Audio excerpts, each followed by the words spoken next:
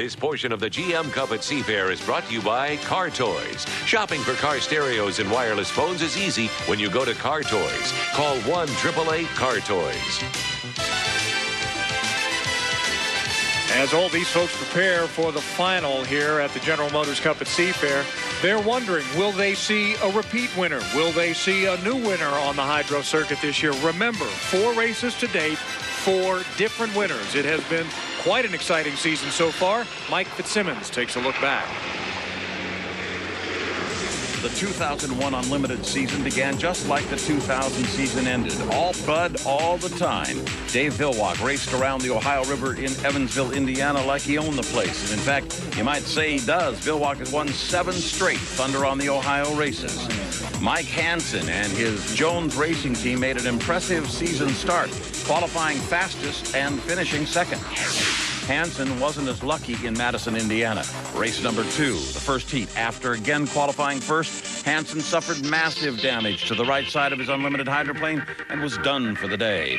That opened the door for a storybook finish. Steve David, returning from retirement, drove the Miss Madison to victory on the 30th anniversary of the 1971 Gold Cup in Madison. That's the year the Madison also crossed the finish line first.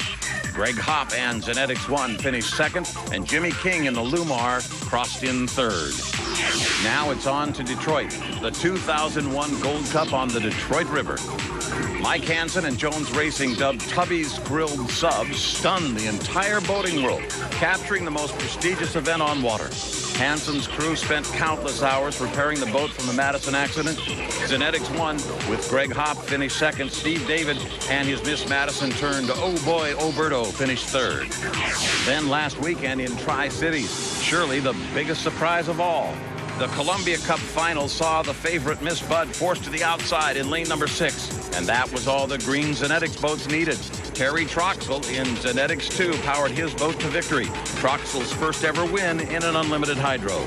Villwock rallied to finish second. Greg Hopp came in third. So the 4 races that we've had so far, and now it's time to see if there is going to be a repeat winner or we get somebody new that's going to stand atop the winner's platform. I'll tell you who really wants to win and who feels the pressure to win, not only because his team is so good, but because that's just the way they do things down there in the Budweiser camp. Bill Rocky is there. Steve, I've been talking to some of the guys here in the Budweiser camp, and Dave apparently has figured out where he wants to go in this final, but he's not telling anybody. But I do know they've changed the prop at least 3 times today, and they put the prop they're going to use on right now, and Chip can probably shed a little more info on this. They're not letting me look at what it is, but they've got what Dave wants on here. This is the prop they're going to go. It's all hidden. They got 2 things on it here. Nobody can see it, but that's going to help determine how he races this final, where he wants to be. The prop's very important, and I think Dave's got a plan here, Chip.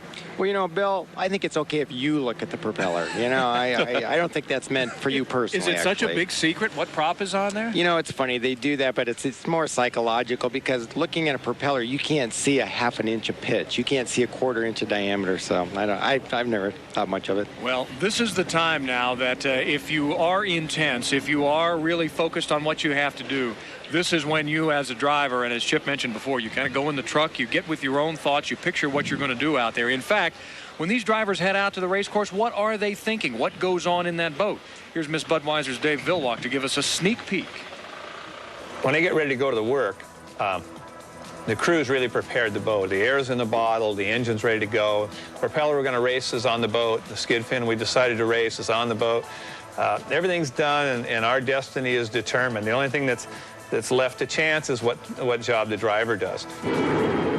First thing I'll do is hop down in, and the belts are prepared, so I'll pull the belts around, and the guys will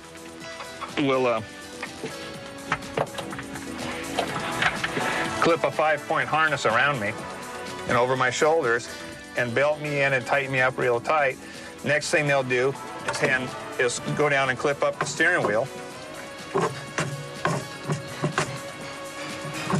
which is hooked to the rudder of the Miss Budweiser. It's a specially designed steering wheel just for me. I have some grips that allows me to get a lot more torque to the steering wheel than most drivers can, just by virtue of the grip itself. After that, it's just we'll set all of the watches here. We'll get ready to go into the race because we have a time start. We have to be at the starting line at peak speed in order to have the best chance at winning a race. And so we need to know when that clock is going to be going to zero. So we'll have 2 clocks in here. I'll have one on my wrist. We have 2 people on 2 radios. So I'll relay that information and try to get the best start we possibly can. After all that stuff is set, gun goes off, we're ready to go. We'll flip on. First, we have 2 battery switches that fire up the system. Then we have a fuel boost pump, which gives fuel to the engine. And then we have 2 igniters and a start button right up here. We press that button, the motor should light, should come to life, and we'll go out and do the best we can on the race course. And if you're a Budweiser fan over the years, the best they can generally means first in these championship races. But we'll see what happens here as these drivers have to vie for lanes. We'll talk about that in a couple of minutes. Meantime, Dave Villwalker is going to have to battle a couple of green boats. Greg Hopp and Terry Troxel in the Zenetics boats. Fred Leland's got a couple of pretty fast ones down there, Tony. Yeah, he does, Steve. We talked about this really in the pre-race show between 10 and 11 this morning. This was the scenario that Chip was talking about, and Mike and all of you up there were talking about it. We were hoping that this would happen, and certainly the 2 drivers of the green boats, the Zenetics and the Zenetics 2, were hoping for that scenario, and now we've got it. Both of them are in the final. Going over the top of our heads right now is the Z2, which will be driven by Terry Troxel. What a day he's had. The boat you're looking at right now is the Zenetics. That's Greg Hopp. He's got a first, a second, and a second. They used the same engine in the first 3 races. They have changed to a fresh motor, a fresh engine for the final. Exactly the same story with Terry Troxel in the Z2. He's got a first, a second, and a fifth. And they've done the same thing, gone to a fresh engine and, in fact, a new gearbox in the Z2. They had some problems there. But both boats running well, and they are looking to go 2-on-1 against the red boat, even though neither of these guys, of course, will come out and admit it. Now, I'm not exactly sure what that means, going 2-on-1. Chip can probably clear it up. So back to you, Steve. All right, well, we'll ask Chip in just a couple of seconds, but the Zenetics guys cannot let the Elam camp get out of their sights either, because Nate Brown has got a fast boat. Greg England is there. Yeah, and I'm standing by with Nate Brown as he's getting set to hop in that boat in just about 1 minute's time. I noticed you spent about the last 20 minutes up there in the trailer pretty much by yourself, hat pulled down, and kind of concentrating and thinking about things. I'm trying to plan all kinds of different scenarios, you know, because you never know what's going to happen out there. So you got to kind of guess and plan and think and concentrate and just pray and everything else you do up there, you know. But I'm going to take this opportunity to thank you guys at KIRO and Chip Hanauer and the guys upstairs and Steve Rabel and all the wonderful stuff you guys do for Seafair. This is the best in the country, and we all think this is just the creme de la creme of boat races, and we all want to win it, and it's because of you guys too. And love the win here at Seafair. Your hometown, going for a local team out of Ballard, just would be a special, special day for this team. Ain't no doubt about that, Greg. Thanks a lot, guys. All right, we wish you the best. All right, Nate Brown still looking for his first finals win, and he would love to get it here today. Steve? Oh, they're boogieing on the big boats out there on the log boom now. They know it's almost time to go racing, and we know it too. In just a few moments, we'll find out who will wear the crown, who will get the cup, the General Motors Cup, the winner here at Seafair in 2001. Stand by.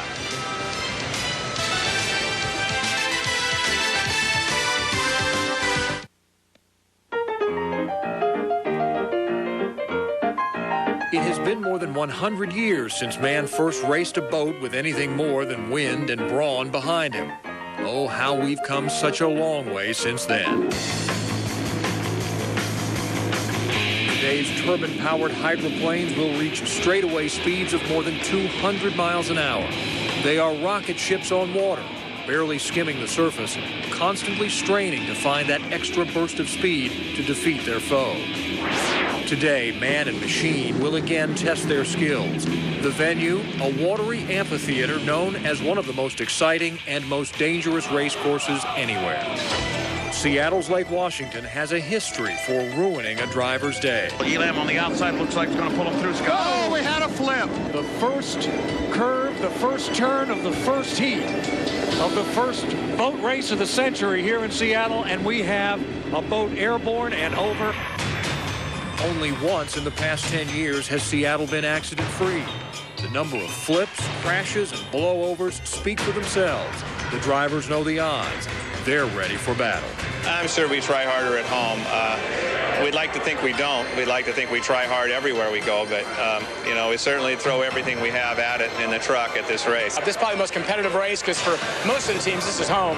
I mean, you want to win. Your family's here. You got 51 years of tradition. It is the granddaddy. It's the Daytona 500. It's the Indianapolis 500. It's our 500. Now it's time for racing. It's a simple game. First across the finish line wins. But the path to victory is never straight and always bumpy. The checkered flag lies ahead as we race for the 2001 General Motors Cup at Seafair. The General Motors Cup at Seafair Championship Heat is brought to you by Southwest Airlines, the official airlines of Seafair, and is presented for Seafair by Chevrolet. We'll be there. It has been an afternoon of racing for this. Coming up, the final of the GM Cup, and here are the boats that will be competing for the honor of wearing the hat that says, "We won here in Seattle." Inside, well, no, there are no lane assignments, sorry. We'll tell you about more of that in a moment, but the Miss Budweiser there, the Elam, the Zenetics 1, the Zenetics 2, Diamond Lils, and the Skyway Bowl all lined up to race today for the GM Cup.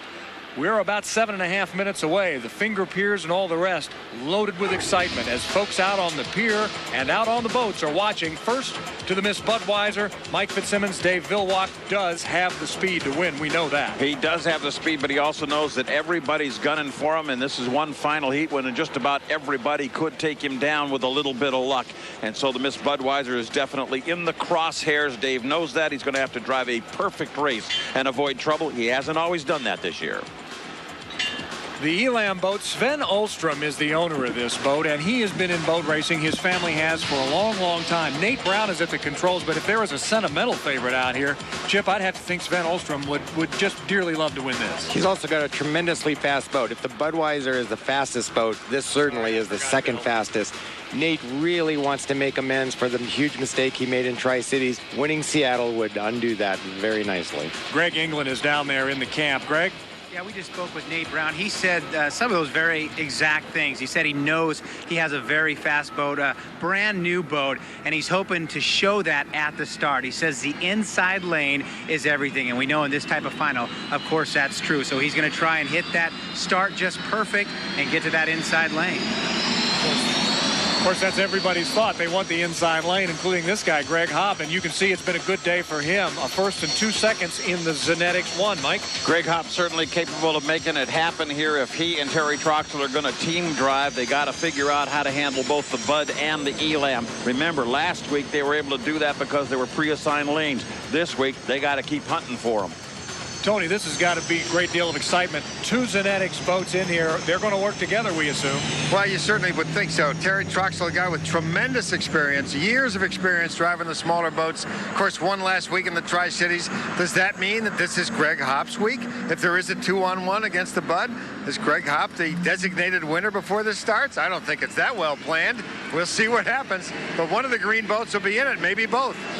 Well, let's find out, Tony. The Zenetics 2 boat with Terry Troxel at the controls. They're both owned by Fred Leland. And, Chip, what might Fred Leland be telling these 2 drivers? Well, you know, the really ganging up thing, I've never seen it work if anybody's ever tried. You just can't coordinate that many unknowns on a race course. I mean, if you happen to get in a position where one guy can help, you might, but they certainly don't have anything planned, I don't believe. Terry Troxel, unbelievably aggressive. This guy's a mad dog, and he's going to give it everything. Well, and certainly that means this queuing up for the start is going to be fun to watch, if nothing else.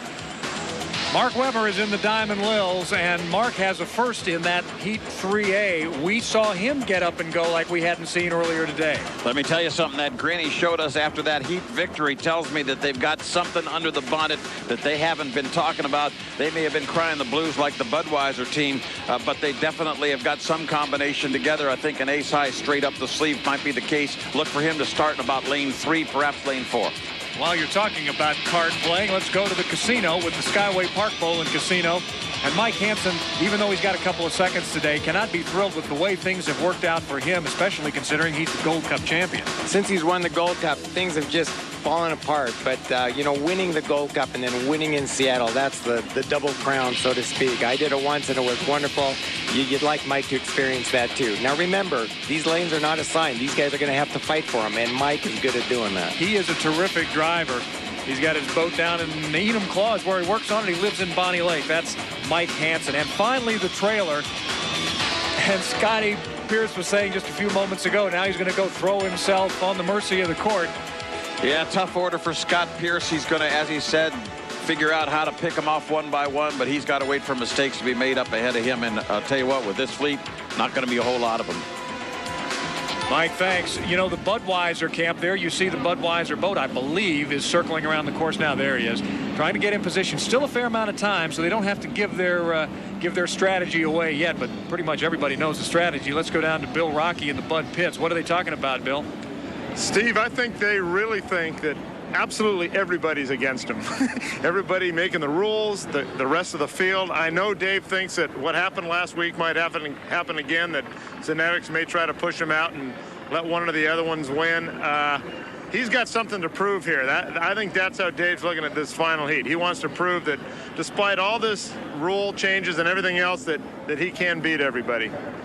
I think it's interesting to note, and Chip, you're a member of a team. I was a member of a team. We always used to say that at times nobody loves you but your own teammates. So let's just forget about everybody else and let's just go out and run for our team. Sometimes you just, after a while, you just have to say enough already. Yeah, and Dave really should have done that weeks ago. You know, he should have just closed ranks and just, you know, just fought the rest of them. And as we get down to 2 minutes and like 20 seconds, the games have begun on the infield. It's all a big chess game now, and they're starting to maneuver where they want to be and maneuver the other guy, the opposition, where he doesn't want to be. Absolutely. They're hunting for one another. This is the shark attack now. They're going to circle the wagons. You want to watch the couple of Zenetics boats to see what they do. They are not staying with Dave Villwock, but at the same time, Dave has got plenty of time to get back down to the lower half of the course and to find a lane. Remember, too, that you must commit at buoy number 10. That is the entrance to the upper corner.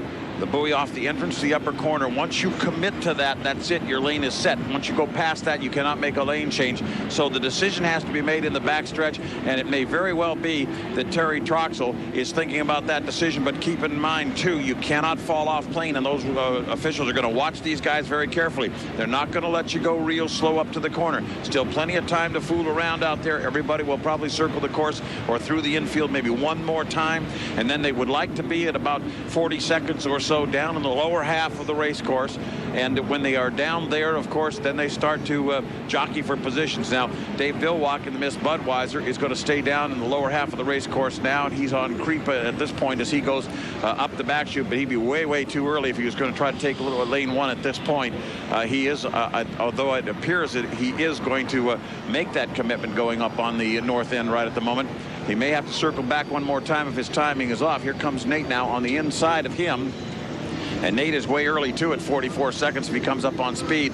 The throttle's back down again. Actually, the guys that are looking in the best position right now, if he gets himself a good arc, both of the Zenetics as well as the Diamond Lils would be in a fine position to throttle up early enough to bring some boat speed to the line. So this is going to get real interesting. Now, remember, Mike, these guys can't fall off a plane. Watch the front of those sponsons. If they're up there so early that they fall off a plane, they're going to get thrown out. Okay, it looks as though it's going to be a Zenetics boat on the inside. Miss Budweiser will take lane number 2.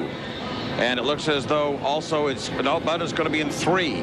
And it's going to be the Elam in lane number 2. Now Bud is in 4, and it's going to be a Zenetics between Elam and Bud and a Zenetics on the inside. This could get interesting. There's already a pinch happening on the front straightaway right now, and that appears to be a violation. But whose is it? It could be Nate Brown getting a violation. He was pushing the Budweiser out. Let's see what he does now. When he closes the door on the inside, I think Nate Brown may be in some trouble right now with the law, as he already has made an interesting move, but he's out front.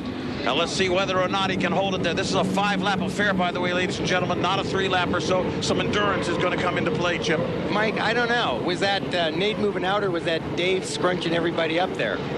Don't know. The officials are going to have to make that ruling, but we know this. The lane certainly did close. Yeah, somebody's going to have to pay. You know, I don't know which one, but somebody's got to pay for that. Yeah, we heard the cash register ring, so we don't know who's going to wind up having to pay the check. But right now, Nate Brown has the lead in the Miss Elam Plus on the inside. Dave is on the outside coming on him hard. One of the Zenetics boats is in there, too, and that is Troxel. I think Dave's got the speed to do it from the outside. Now he's got things to settle down. Now he can just lower his sights on the Elam, and I think he can do it. But there's also a guy to the inside of both of them. He's got to be in big trouble. There's nowhere to go. He's in trouble now. Another lane lost. I don't know if indeed the Elam has not had a violation. They have been toying with the cops all the way around this race course.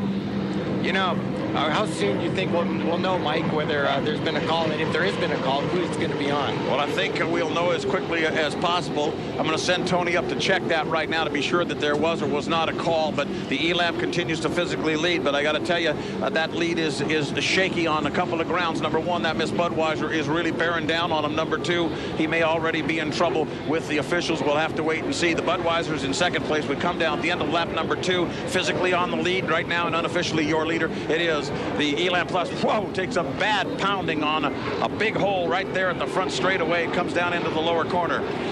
Mike, let me jump in and tell you, we're hearing right now Elam monetary penalty only. So they may let him run to this race and just fine him afterwards and say, Budweiser, see if you can catch him. If it's a monetary only, then the place will not be forfeited. He will not have to take an extra lap, and that will mean he could still win the General Motors Cup. Look at second place. All of a sudden, Dave's not worried about first. He's worried about trying to stay in second because there's a boat inside of him. Absolutely. Now, Dave might have gotten word that Elam had been penalized, but look, Dave is having a problem now holding off the Zenetics. Here comes the Zenetics on the inside. Dave has got a rooster tail between him and Troxel, and that's going to make it difficult.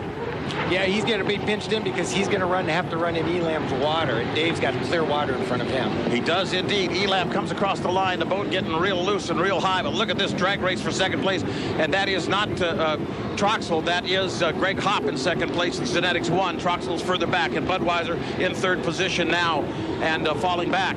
Dave's falling back. I mean, it almost looks like he's throwing his hands up. You got to hand it to Greg Hopp. Boy, he had a lot of rough water to go through, and he stuck it in there. He did, and they set up the boat beautifully, and he appears to be pretty clean. Fourth across the line was Mike Hansen. Fifth is Zenetics, too. I think Dave's throwing up his arms. I think he's done. I think he tossed the towel. I believe you're right about that. He may have heard that it's only a monetary penalty only, and he knows it's not worth trying to kill himself getting out there to try to chase down the Elam. And if it's only a monetary, Elam's going to win this General Motors Cup if, of course, the boat is able to go a few more laps. Now, let me tell you this, Mike. Nate Brown was so dejected after throwing away the race last week. If he can pull this off, all is forgotten. It'll be the greatest day of his life. All right, we're getting the word that it's a 1-minute penalty. A 1-minute penalty. So now we're looking at Greg Hopp as your leader. It's a 1-minute penalty, which means that essentially what happens is your leader's got to finish a minute ahead of Greg Hopp. And let me tell you, at this pace, ain't going to happen. Boy, Dave, I can't believe let that Zenetics get inside of him and get by him because, I mean, he could have controlled that, and Greg snuck it up in there, and that's going to cost Dave a lot. So this was past the score-up buoy. This happened at the score-up buoy, and this was against the Elam at the score-up buoy, not on that front straightaway. So it happened earlier than what we described. In any event, your leader is Greg Hopp, although he is physically in second place on the race course. Boy, if he pulls this off, having one of their drivers win in Pasco, the other one win in Seattle, well, that's a pretty good Well, now there's a checkered flag flying for the Elam, and that confuses me if he's a minute penalty down. Well, checkered flag flies for the Elam, checkered flag flies. No, it does not fly for the Zenetics. Does not fly for the Zenetics. So the penalty presumably was not on the Elam. Well, we've got some confusion here, that's for sure. We're watching the flag boat across the way from us, and they pulled back the checkered when Zenetics went across. You know, I'm wondering if Dave maybe knew something we didn't and just kind of let him go. Maybe they radioed to him that, you know, both of them are in trouble. And Dave did get the checker. Zenetics is still racing like crazy down the back chute, so clearly Zenetics did not get the checker. But Elam did get the checker. Well, I tell you what, you are going to see the happiest Nate Brown. You are going to see the happiest Elstrom family. This is going to be a great winner's circle if indeed he is the winner. And let me tell you, you're going to see a garden full of rhubarb about that front straightaway charge, too. You know, boy, Dave, it's going to be an interesting story. Not so much how Elam got in front of him, but how Zenetics, you know, got by him. Maybe Dave knew that he was in trouble and just let him go. Zenetics just now got the checkered flag, so they did pull it back for Hopp. And I think the boys at Elam realize they've got a victory on Lake Washington. Canopy comes open. Let's go down to Greg. Yeah, there's plenty of happy faces, including Scott Rainey here. in tears as he finds out his team wins. You've heard the penalty is on Troxel, I believe. So, yeah, it appears the penalty's on Troxel, and this is just sweet. We worked our tails off. The Snap-on Tools guys provided us with all the equipment we need to make this Elstrom manufacturing boat a winner. This is incredible. What a moment for this Elstrom family, this Elstrom team, as Nate comes in with the hatch up. Time to go celebrate. Go celebrate with your driver, and we'll catch up with Nate as he rolls in here. Yeah, great. Thank you. You know, one thing, Nate threw it away last week, and it was a driver's error, no question. But this was a driver's win. Nate won this race because he was inside. He was on clock, on time. This is a driver's win. He should cherish this forever. Oh, and you got to believe that was some of the cagiest front straightaway action you ever seen. You know, we joke about, too, Nate Brown is one of the most outgoing, one of the most fun-loving guys in the pits. But when he needs to bear down and be serious, and when you put a fast boat under his behind, he just went out and ran away with this thing today. You know, you got to give him credit. I mean, he's friendly right up till he gets in the boat and is willing to chat, and I was never able to do that. And, boy, this is just going to be the day of his life. I'm so happy for Nate. Well, and it's great, too, as we talked about in our pre-race comments, the emotions of the Sven Ulstrom family coming out here and winning in the hometown, winning a big race like this.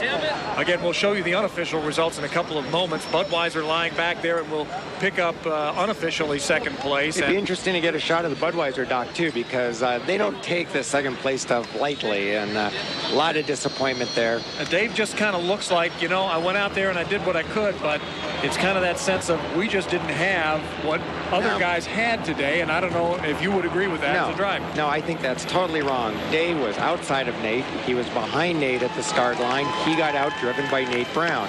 I don't believe Dave's been losing races because of fuel flow. He's been losing races because he jumps guns, he spins the boat, and then he got beat at the start line, and he got beat for the fight for the lane. So this was a driver's victory, and that goes to Nate Brown. There is a mob down on the pit for the Elam boat, and Greg England is part of that mob. What a moment for Sven Elstrom of Ballard, your first win at Seafair. First win at Seafair. Good crew, good boat. Here comes your driver. Let's celebrate with your driver. There's Nate. Here's your driver, Nate. Congratulations, buddy. Come on up. Stay right over here. Oh, he's going to go off. What a moment for the Elstrom family here as they celebrate this win. First win for Nate Brown, by the way, in a final. All right, Greg, you stay put right there. Meantime, we're looking over at the Budweiser camp. Greg, when you're ready, you just jump in and tell us. Bill Rocky, though, first has Dave Vilwalk on the other side of the pits. Go ahead, Bill. Thanks. Dave, what happened out there? We got second place, I guess. Maybe they'll give us something more. We told you Elam was really strong. Maybe they'll give us something more so we can race with them. You'd been eyeing Nate all week. I mean, you knew that maybe he was going to be the boat to beat. Well, I knew that. Yeah. You know, they're sandbagging bad, so that's okay. You know, they waited till the final and they did their job. Now, you know, maybe they'll be restricted down to the same levels we are. Bernie, what do you think? Well, I think, you know, exactly what he says is true, but I think it's wonderful. We've got, I don't know how many, 4 races, 5 races, and we got new winners at every race, and we're going with what we got to go with. Do you think maybe they'll bring you back to the rest of the guys now since you've lost again? Hell no. Are you kidding? All right, Greg England's over there with Nate Brown. Let's go over there. We're here with the winner who's a little choked up, and for good reason. 10 years of racing and win #1. Congratulations. I tell you, Greg, it's been one of those things you think about for years. And what are you going to say when you win your first race, you know? And I mean, I don't know. I got a ball in any second, you know, but 10 years is awesome. The Elstrom family, Snap-on Tools. To Steve Woomer, who's up there with my other son. I know he never was able to win this race, and I'm going to dedicate this to Steve Woomer.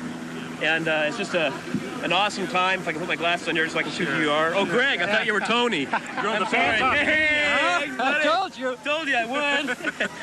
But it was a good race. We had a decent start and a lot of good competition. And the UHRA with their new rules, hydroprop, and I was able to win my first race, and I want to go out and do it again. I'm all strong, ready to go again, guys. Fired up. You knew you had a fast boat, a boat that you helped work on up at your place there in Falls City. I'll win. Yeah, and you know, I remember Dave Vilwalk, and hats off to Dave Vilwalk. He said, years ago I started being a driver, right, and not doing much in the boat. He said, Nate, if you want to go fast, you got to get involved again. And Dave, thanks, buddy, because I got involved again and tweaking here and there, and it panned out. But, I mean, he put on a valiant effort, all the guys did, and I wanted this really, really bad, Greg, and to Tony and all those guys, it's just, wow, I'm great. I'm having a ball, guys. You got it. Go celebrate. Congratulations, Nate Brown, our Seafair General Motors Cup champion. That's Nate, and when we come back, more on the finals, the General Motors Cup. The Elam wins. The General Motors Cup at Seafair Championship Heat has been brought to you by Southwest Airlines, the official airlines of Seafair.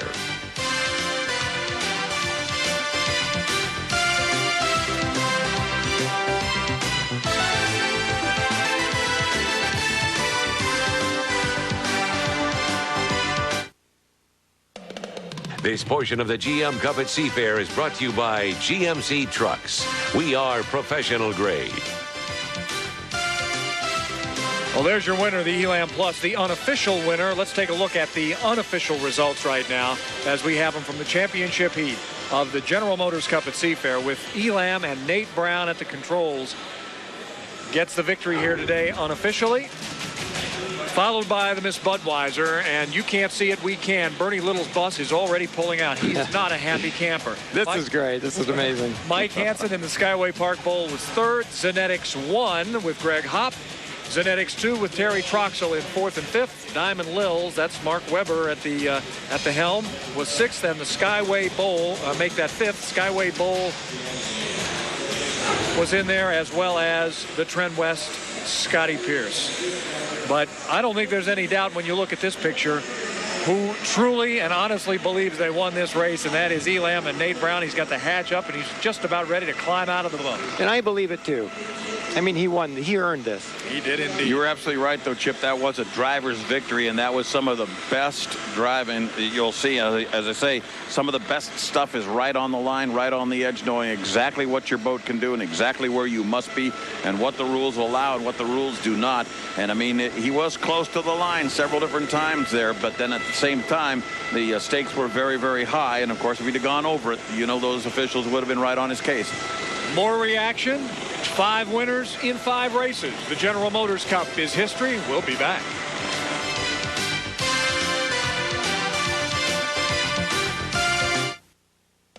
The General Motors Cup at Seafair has been brought to you by Chevrolet. We'll be there. And by Southwest Airlines, the official airlines of Seafair. Well, there's the winner, the unofficial winner, but they are starting to gather at the presentation stage, and so we assume that the Elam and Sven Ulstrom and Nate Brown are going to take home the General Motors Cup for the year 2001. It was a great race today. Lots of great heat racing, lots of deck-to-deck racing, some great speed as you bring all these boats back together, and then it depends on the drivers themselves as to what happens. Nate got out there, did what he had to do, and some of the other drivers just perhaps did not do that, and that's why Nate Brown wears the champion's hat today. You're looking at the people that made this broadcast possible today.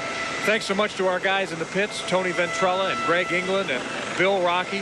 All of the technical support and the producers and the engineers, from Chopper 7 in the air to all of our reporters and men and women on the ground, thanks so much. And, of course, Mike Fitzsimmons to you, the best call of the races ever from Mike Fitzsimmons out there. It was another great day, Michael. Thank you very much, Steve. Enjoyed it. It's, you know, when you go 5 races and 5 separate winners, you know that the Thunder's back. It is indeed. And Chip Hanauer, all I can say is thank you, my friend, for joining us back here on the TV side. And after all of this, you're still not wanting to go back in the boat, right? No. Thank you all. Everybody at KIRO, you made this week really a fun week. I really appreciate it. Chip Hanauer, one of the winningest drivers ever in boat racing, and he joins us here in the tower, and we hope he comes back again next year, and we hope you'll join us again next year as well. And for all of those fans who have been looking and watching on TV, out on their boats or out on their backyard parties, following along with all of us, it has been another wonderful day at Seafair. We couldn't do this without the terrific volunteer effort of thousands of people in Seattle, your friends and neighbors, who helped make Seafair the great summertime activity that it is. So to all of them, thanks.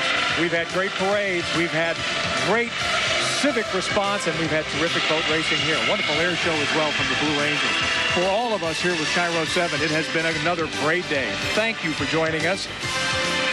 I'm Steve Rabel, and we'll continue to recap our coverage of the 2001 General Motors Cup at Seafair as KIRO 7 Eyewitness News now continues from the studios in Seattle. From all of us, thanks for being with us. And thank you, Steve. From the Blues to the...